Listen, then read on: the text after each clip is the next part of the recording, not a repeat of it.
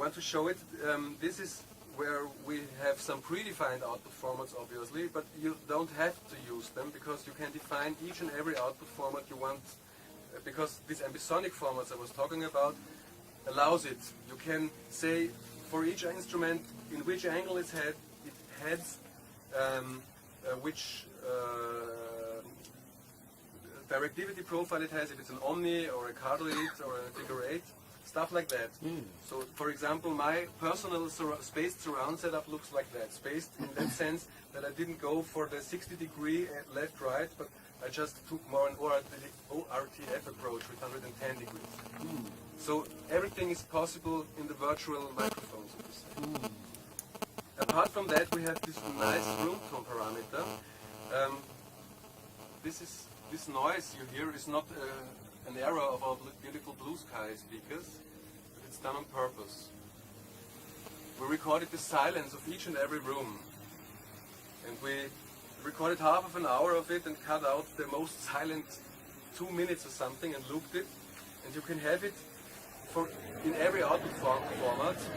And the nice thing about this is that you can use it like some natural dithering. If you are familiar with the concept of dithering, it means that the reverb doesn't end in digital black or complete digital silence, but before it ends there, it gets into this natural noise, and everything just stays connected, and everything has this warm, fuzzy, analog, natural feeling. This is why we decided to do this.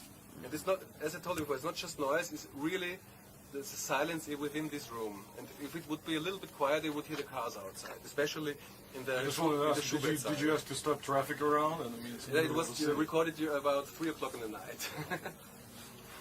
Other than that, you have already seen the microphone offset. And this feature, the dry-wet offset, is maybe an important one to know about, because once you have set up your orchestra and you come back the next day, sometimes you have to realize, okay, I just overdid it regarding reverb and room or stuff. And with a huge orchestra, it can be a pain to readjust everything. So we have this scaling parameter here, where you can decide, this is too wet, this is too dry. No, maybe now it's perfect. The rest of those parameters are pretty much self-explanatory. I won't go into details here. So I'll load a final piece now, because it's not necessarily all about classics in the concert house, because they built a new hall in the basement of the concert hall. But before we go there, I show you a last little video.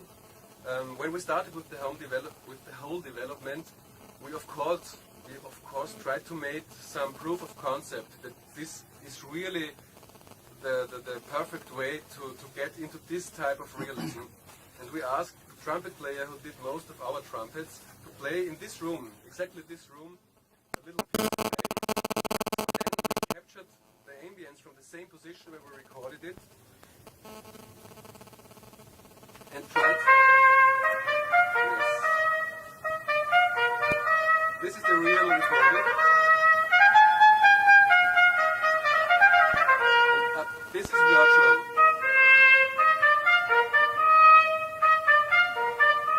MIDI.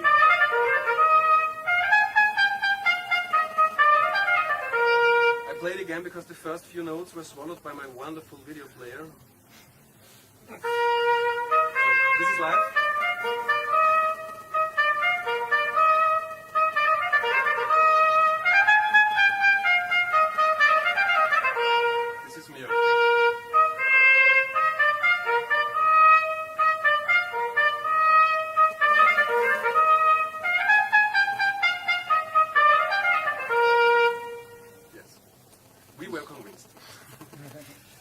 So finally, I was talking about this new hall in the basement of the concert house.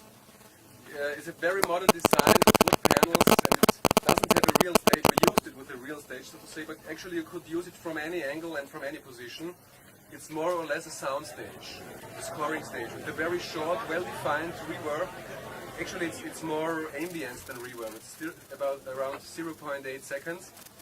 And our residential composer in Vienna, Christian Kadais, wrote some kind of virtual movie score for it, especially for this room, so to say. And I think it worked out very well. I hope you like it.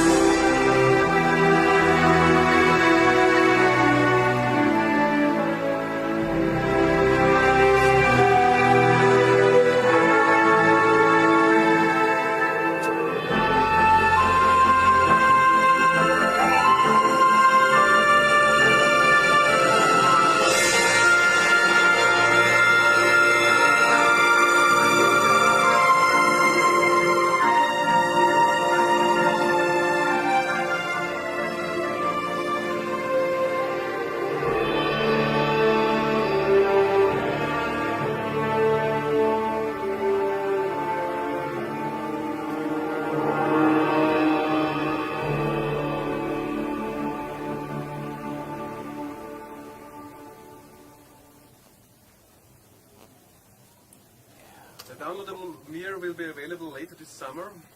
And thanks for your interest. I have 2 questions. Thank you so much. Only It was 2? It was great. Only 2. It was a great.